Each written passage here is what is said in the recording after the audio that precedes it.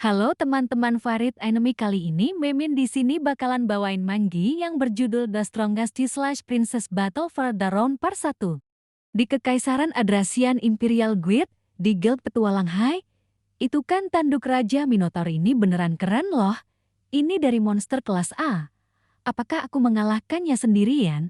Terima kasih Shiru, ini hadiahnya.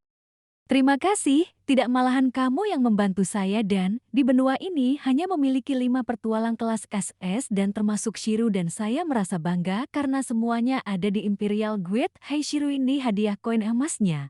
Aku mentraktir minuman untuk semuanya, tapi aku ingin kamu memberikan prioritas kepadaku kalau ada quest yang sulit lagi. Oke, dimengerti. Aku adalah petualang yang hanya menerima quest yang sulit, jadi Guild membuat prioritas padaku, tapi saya seorang petualang yang tidak menyukainya. Sangat penting untuk menarik keluar seperti ini karena aku tidak bisa bergerak bebas. Kukenalkan kepala pelayan Sebas, dia satu-satu orang yang mengetahui aku sebagai petualang peringkat silver atau rank S. Sudah kukatakan berulang kali, kalau ingin masuk ketuk pintu terlebih dahulu Sebas. Tolong maafkan saya Pangeran Arnel, aku juga lagi nggak ingin dengerin nasihat. Apa yang ingin dilakukan Pangeran bodoh? Aku punya saudara kembar seorang jenius yang berani sehingga dengan cepat mencapai kelas atas, selalu mempunyai wajah yang sama denganku, hanya saja dia lebih tampan sehingga banyak yang menyukainya. Aku kesal dengan saudaraku karena yang melamar tidak ada habisnya, sementara itu aku tidak punya ambisi ataupun rasa takut. Aku adalah pangeran dengan ketidakmampuan yang dimiliki saudaraku. Sejak kecil aku adalah anak yang bandel sehingga pembimbingku selalu menasihatiku. Karena itu, reputasiku sebagai anak yang bandel menyebar ke seluruh kota dan juga menyebar ke kekaisaran. Sehingga aku mempunyai panggilan untuk membedakannya dengan saudara, pangeran bodoh. Bahkan sampai sekarang pun aku tetap dipanggil seperti itu dan selalu dipukul. Tidak ada yang mengharapkanku menjadi keluarga kerajaan, itulah aku. Tidak masalah apa kata orang seperti itu, Tuan. Ya, aku tidak peduli. Dia mengatakan padaku bahwa pangeran sepertiku itu tidak bisa apa-apa. Saya mengerti, tapi saya mohon kembalilah ke kastil. Tuan Shogun Dominic telah meninggal, jenderal tua itu. Jenderal yang bertarung selama lebih dari 50 tahun karena sekarang sudah pensiun. Dia menjadi pelatih para prajurit kekaisaran. Dia sudah tua dan memiliki penyakit kronis. Tapi itu bukan penyakit yang mematikan. Seseorang dari 3 ini siapa? Detailnya belum diketahui, tetapi pelakunya tidak akan dicari. Seseorang yang dapat membuat musuh tidak bisa berkata-kata lagi, mungkin karena itulah dia dibunuh. Dan juga baru-baru ini Jenderal Dominic mulai mengikuti pertempuran tahta. Dia selalu menyukai pangeran yang lain.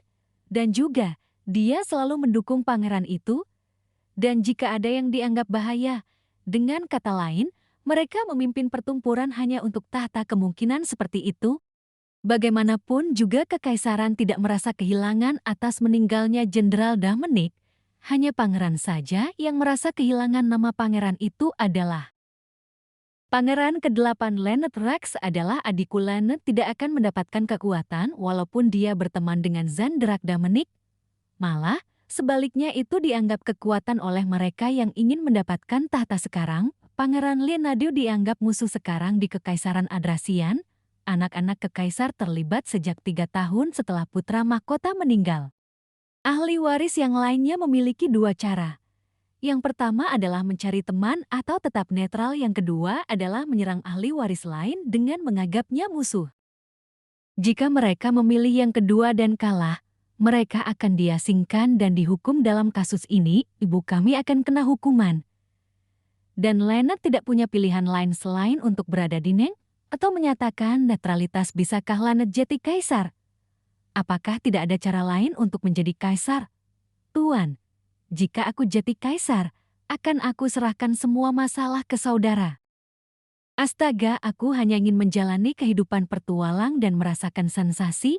Baiklah, aku tidak ingin mati karena hukuman menyusahkan saja. Tapi mau gimana? Ayo kita selamatkan adikku dulu.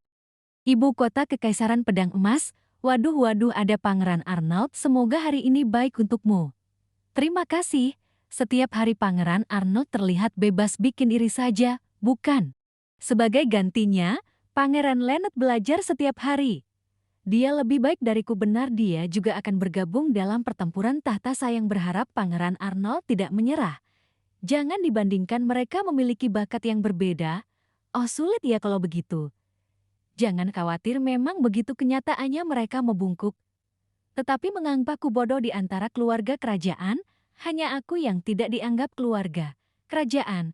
Para bangsawan dan menteri berasa di ibu kota kekaisaran. Iya, aku memang bersikap seperti orang bodoh. Aku tidak mengubah sikapku karena aku pikir aku tidak apa-apa. Karena jika aku mengubah sikapku, aku tidak bisa menjadi Shiro. Jika aku menjadi pangeran, maka kau akan dalam posisi seperti ini. Maaf ganggu.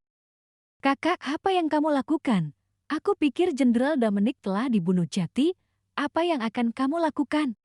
Kakak, aku tidak ingin berperang atau berkelahi dengan saudara-saudara kita. Dipikir-pikir saja dulu, lagi pula aku tidak mengincar tahta.